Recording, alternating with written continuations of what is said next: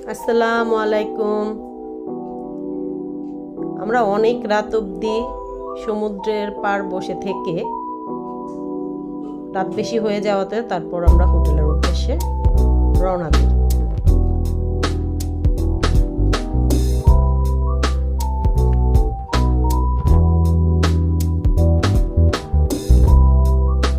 আমরা যখন হোটেলের উদ্দেশ্যে রওনা দিই, বের হয়েই দেখি রাস্তায় ডাব বিক্রি করছে।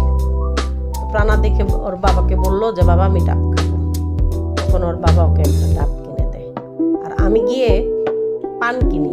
আমার খুব পান খাইতে ইচ্ছা করলো, মহেশখালীর পান। এরপর আমরা হোটেলের উদ্দেশ্যে রওনা দিই।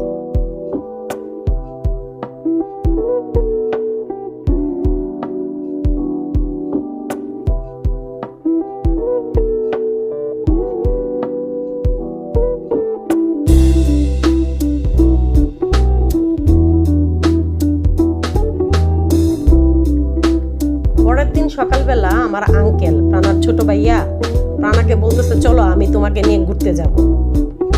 তো প্রাণা আর জেনি যায় আঙ্কেলের সাথে ঘুরতে। তো আঙ্কেল তাকে সারপ্রাইজ দেয়, আবার সুগন্ধা বিচে নিয়ে যায় প্রাণাকে কিছু কিনে দিবে বলে, প্রাণাকে শপিং করাবে।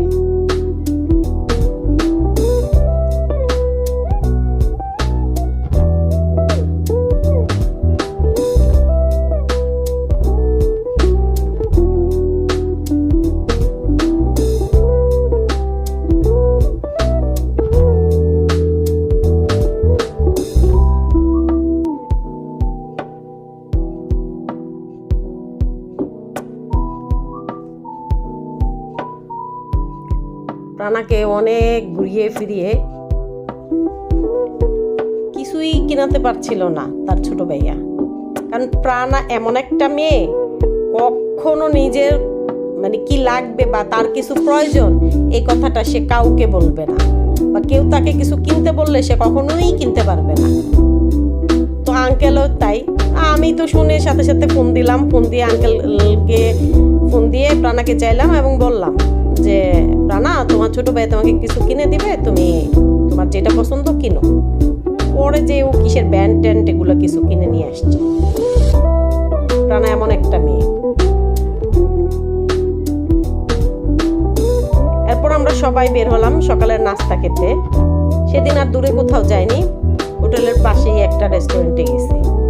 আমাদের সকালের নাস্তায় ছিল মুগ ডাল ভুনা, রুটি, সবজি এবং চা। আজকে এইখানেই বিদায় নিচ্ছি। সবাই ভালো থাকবেন।